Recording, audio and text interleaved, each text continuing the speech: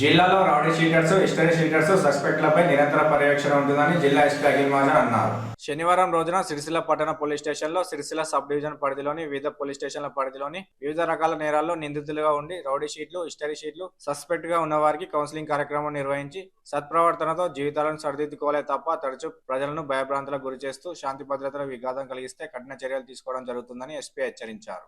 ఈ సందర్భంగా ఎస్పీ మాట్లాడుతూ వివిధ పోలీస్ స్టేషన్లో నేరాల్లో నిందితులుగా ఉండి షీట్లు తెరవబడిన నేర చరిత్రలు విధిగా పోలీసు వారు తెలిపిన సమయాల్లో పోలీస్ స్టేషన్ కు హాజరు కావాలని, లేని పక్షంలో వారిని బైండ్ ఓవర్ చేయడం జరుగుతుందని అన్నారు. నేరాలకు దూరంగా ఉండడంతో పాటు సత్ప్రవర్తనతో మేలుతున్న వారిని గుర్తించి వారిపై ఉన్న షీట్స్ ను తొలగించడం జరుగుతుందని వివరించారు. అసాంఘిక కార్యకలాపాలకు పాల్పడే వారిపై ఉక్కుపాదం మోపడం జరుగుతుందని హెచ్చరించారు. ఈ కార్యక్రమంలో డిఎస్పీ చంద్రశేఖర్ రెడ్డి, సిఎలు కృష్ణ, మొగిలి, శ్రీనివాస్, రామ్మోహన్, శ్రీకాంత్, రమాకాంత్, గణేష్, శ్రీకాంత్ సిబ్బంది పాల్గొన్నారు. అవసరం లేదు అది.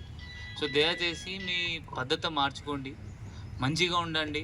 ఈ గాంజాయి అలవాటు, దొంగతనం చేయడం అది ఎవరికి మంచి లేదు. ఇంతకుముందు దొంగతనం కేసు అయింది అంటే ఇక్కడ దొంగల వాళ్ళు కూడా ఉన్నారు, స్క్రాప్ అఫెండర్ లేకపోతే హౌస్ అఫెండర్. ఇంతకుముందు కేసు అయింది 10 days, 15 daysలో, 20 daysలో బెయిల్ వచ్చి బయట వచ్చి ఉంటాయి. ఇప్పుడు శిక్షలు పడుతున్నారా లేదా? విన్నారా? తడిపారు ఏముంటుంది వెళ్ళలేదా? తడిపారు అంటే ఈ జిల్లాలో వెలివేయడం, అదే నేను చేపిస్తాను. మళ్ళీ ఏమన్నా రౌడీజం చేస్తే, తమాషా చేస్తే వెలివేయడం చేస్తాను. మళ్ళీ జిల్లాలో ఉండడానికి ఉండదు. మళ్ళీ జిల్లాలో ఎప్పుడైనా కనిపిస్తే మళ్ళీ కేసు రిజిస్టర్ అవుతుంది. మళ్ళీ కేసు రిజిస్టర్ అయితే మళ్ళీ జైలు పోవాలి వస్తుంది.